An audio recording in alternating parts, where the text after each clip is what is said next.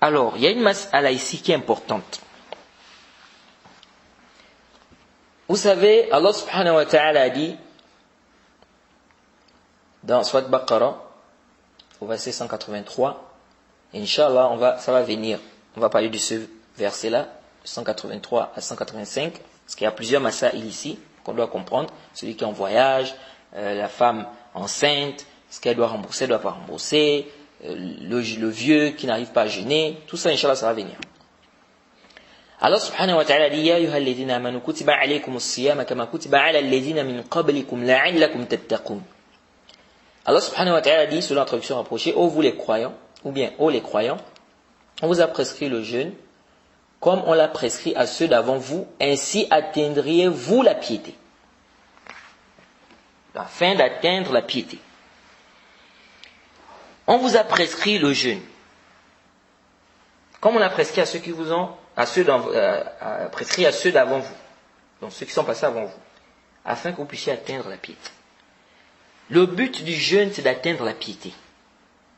Donc quand tu jeûnes, il y a un but qui est voulu là. Vous allez voir que beaucoup de gens aujourd'hui jeûnent, mais tu vas voir qu'après le jeûne, après le mois de Ramadan, il devient pire que pendant le mois de Ramadan. Quand vous regardez, vous méditez bien, vous allez voir quoi? Que beaucoup de gens, dans leur tête, le jeûne, c'est s'abstenir de boire, de manger, ou bien d'avoir des rapports sexuels. De boire, de manger, d'avoir des rapports sexuels. Le jeûne, ce n'est pas que ça. Ce n'est pas que ça. Le jeûne, c'est quelque chose de plus vaste. C'est quelque chose de plus vaste. Tu vas voir quelqu'un pendant le mois de Ramadan, il est en train de voler l'argent des gens. Il insulte les gens. Il fait des bagarres. Le mensonge, c'est lui. La médisance, c'est lui. Mais il te dit, il est en jeûne. On a vraiment compris le sens du jeûne. Allah subhanahu wa ta'ala dit la'allakum tattaqun, afin que vous puissiez atteindre la piété. Comment on va atteindre la piété comme ça? Parce que lorsque tu jeûnes, ce n'est pas juste arrêter de manger et boire. Il y a plein de gens qui ne mangent pas, qui ne boivent pas pendant la journée. Même des koufars, vous allez voir des koufars comme ça, ils ne mangent pas, ils ne boivent pas.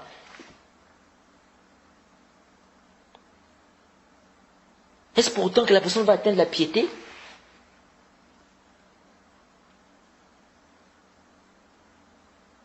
Donc, intabihu lihadha. Intabihu lihadha. C'est pourquoi le prophète Mohammed sallallahu alayhi wa sallam nous dit, le hadith est dans le Sahih al-Bukhari, Sunan Abi Daoud et bien d'autres. Le prophète Mohammed sallallahu alayhi wa sallam dit, Man lam yada' qawla az-zur wa la 'amala bihi wal jahla falaysa lillahi hajatun fi an yada'a ta'amahu wa sharabahu. Le prophète dit, celui qui ne va pas délaisser des mauvaises paroles, des fausses paroles, des mauvaises paroles, des mauvais propos, des mauvais actes, des pratiques des ignorants. Le prophète dit, Allah subhanahu wa ta'ala n'a pas besoin qu'il délaisse la nourriture et la boisson. C'est-à-dire, Allah n'a pas besoin qu'il se prive de manger et boire. Est-ce que vous voyez ça? Intabihu. Si le jeûne, c'était seulement manger, c'est-à-dire c'était seulement s'abstenir de manger et boire, le prophète Mohammed sallallahu alayhi wa sallam devait dire, dans le hadith qui est venu dans le Sahih, le prophète Mohammed sallallahu alayhi wa sallam nous dit dans ce hadith, celui qui est en jeûne, il dit fala yarfus. Il ne doit pas, n'est-ce pas, celui qui est en jeûne doit s'abstenir des mauvaises parole. Yarfous, certains savants disent, on peut aussi parler aussi des rapports sexuels ici. Donc la personne doit s'abstenir des mauvaises paroles.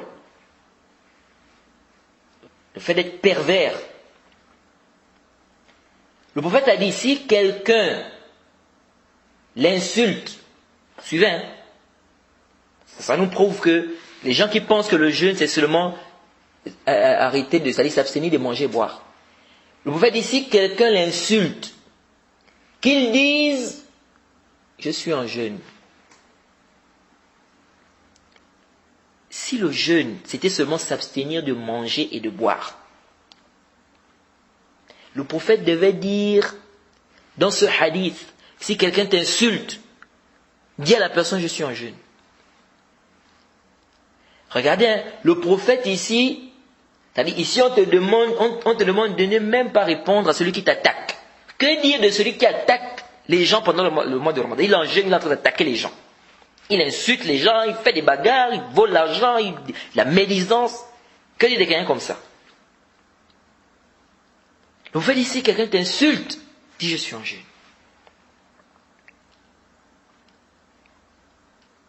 Regardez ça.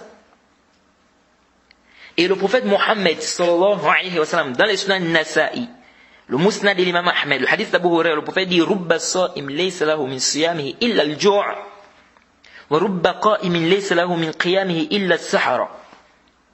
Illa sahara. Au fait, il se peut que le jeûneur n'ait de son jeûne que la faim. Et il se peut que le prieur n'ait de sa prière que l'insomnie. Donc le jeûne, ce n'est pas seulement s'abstenir de manger et boire. Là, tu dois t'abstenir de mentir, t'abstenir de faire des péchés pendant la journée du mois de Ramadan. Et tu dois combattre ton corps. Et c'est là où vous voyez la difficulté. S'abstenir de manger et boire, tout le monde peut faire ça. Hein? Mais s'abstenir des péchés pendant le mois de Ramadan, donc tu dois délaisser le mensonge, l'escroquerie, le vol d'argent, la médisance, les injures. Tout ça, tu dois délaisser ça. La perversité, la grossièreté. Tu es en jeûne. Et cela, vous voyez la difficulté. C'est-à-dire, s'abstenir de ces choses-là, vraiment très peu de personnes, pendant le mois de Ramadan, s'abstiennent. Vous allez voir, plein de gens sont dans des péchés terribles. D'autres même c'est pire, d'autres regardent des films porno pendant la journée du mois de Ramadan. Subhanallah. Allah t'a accordé les yeux, subhanallah. C'est une ni'ma, les yeux. Les yeux là, c'est une ni'ma. Wallah, c'est une ni'ma. Au lieu d'utiliser ces yeux là dans le halal, toi tu utilises ça dans le haram. Ça c'est une ingratitude. Ton Seigneur t'a accordé des yeux. Il y a des gens qui ne voient pas. Il y a des gens qui vont te dire, si on peut me donner la vue, si bien sûr on peut me permettre de voir, ne fût-ce qu'une heure de temps, il dit ça me suffit. Je veux juste voir à quoi ressemblent mes enfants. Juste ça. Je vois à quoi ressemblent mes enfants. Après je peux redevenir aveugle. Mais toi, alhamdoulilah, Allah t'a facilité, tu vois. Tu as deux yeux. Et tu prends ça, vous mettez ça dans le haram. Tu regardes ce qui est haram pendant la journée du mois de Ramadan. Je suis en jeûne, je suis en jeûne. C'est ça le jeûne qu'on t'a demandé de faire. C'est pourquoi certains salafs, tels que Aouza'i, disaient que si tu fais la riba, la médisance, pendant le mois de Ramadan, pendant la journée du mois de Ramadan, ça t'annule le jeûne. Ibn Hazm, il allait même plus loin. Ibn Hazm dit tous les péchés. C'est-à-dire si tu fais un péché pendant la journée du mois de Ramadan, le jeûne est gaspillé. Jeûner, faire le péché pendant la journée du mois de Ramadan, quand tu es en jeûne, tu jeûnes. tu fais le péché, il dit ça nul. Et il s'appuie sur le hadith là, le hadith d'Abu Huraira. Celui qui ne délaisse pas les mauvaises paroles, les mauvaises pratiques des ignorants. Allah n'a pas besoin qu'ils se privent de manger et boire. Il s'appuie sur ça. Le prophète a dit, Allah n'a pas besoin qu'ils se privent de manger et boire. Il dit, ça annule le jeûne. C'est pas une petite affaire, les frères. Et là, c'est pour le hadith, où le prophète a dit, il se peut que le jeûne de son jeûne que la faim.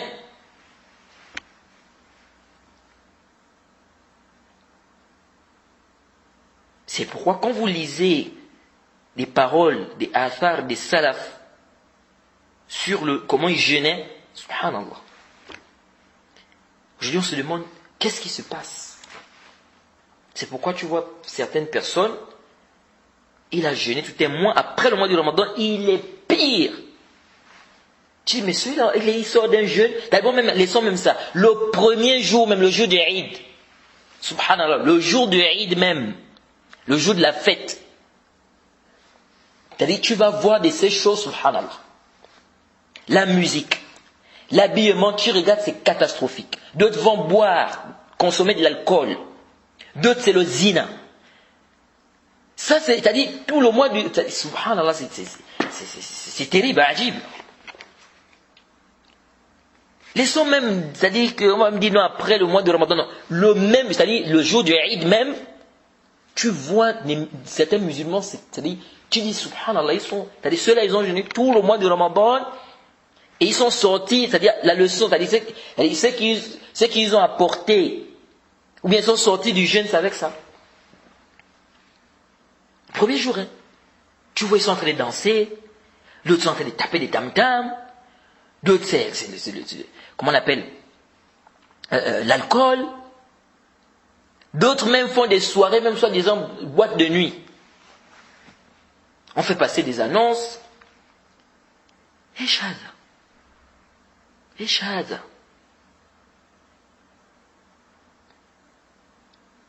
Le jour même du Ramadan. Quelqu'un m'a venu dire qu'il a fait zina pendant le jour de Eid. Même dire ça, il n'y a plus de honte.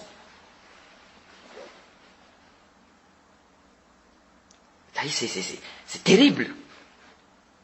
Tu as jeûné tout le mois de Ramadan, tu fais zina pendant la journée du mois de Ramadan, pendant le Yom al-Eid, et tu dis aux gens, tu n'as même plus honte.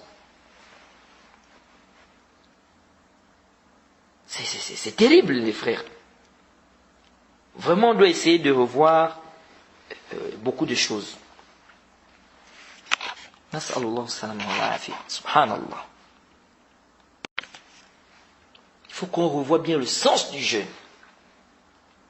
Il faut qu'on revoie ça bien. Parce que beaucoup n'ont pas compris le sens du jeûne.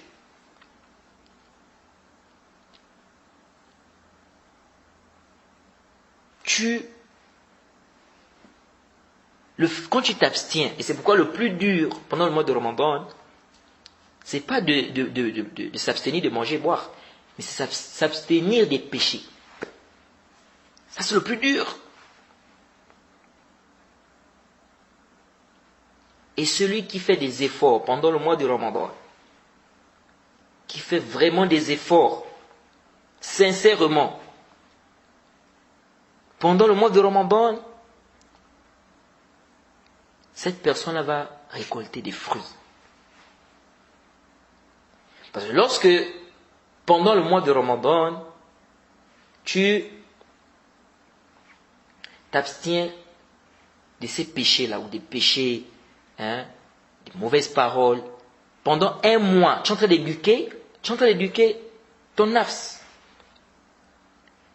Ça veut dire que, normalement, tu dois commencer à t'habituer. Donc, ça veut dire qu'après un mois, tu dois sortir de là, c'est-à-dire, tu as délaissé ces choses-là.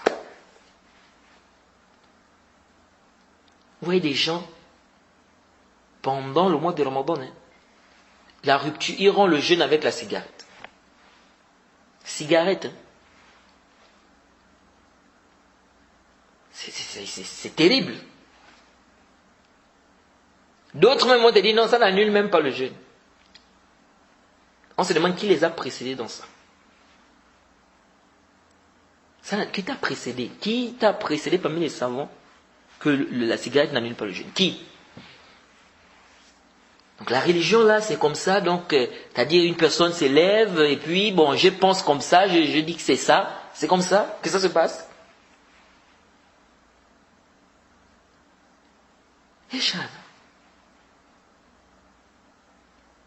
Et après, vous voyez les gens qui se posent des questions. Ah, mais Allah subhanahu wa ta'ala dit dans le verset, afin que vous puissiez atteindre la piété. Mais moi, après le ramadan, là, je sens même que je suis devenu pire. Je ne sais pas ce qui se passe. Je ne comprends pas. Il faut revoir. Il faut revoir ta façon de faire. Donc, le ramadan arrive. Il faut profiter. Il faut délaisser les mauvaises choses.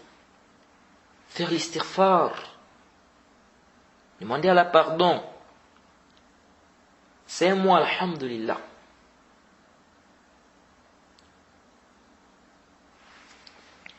Donc il faut faire très attention à cela.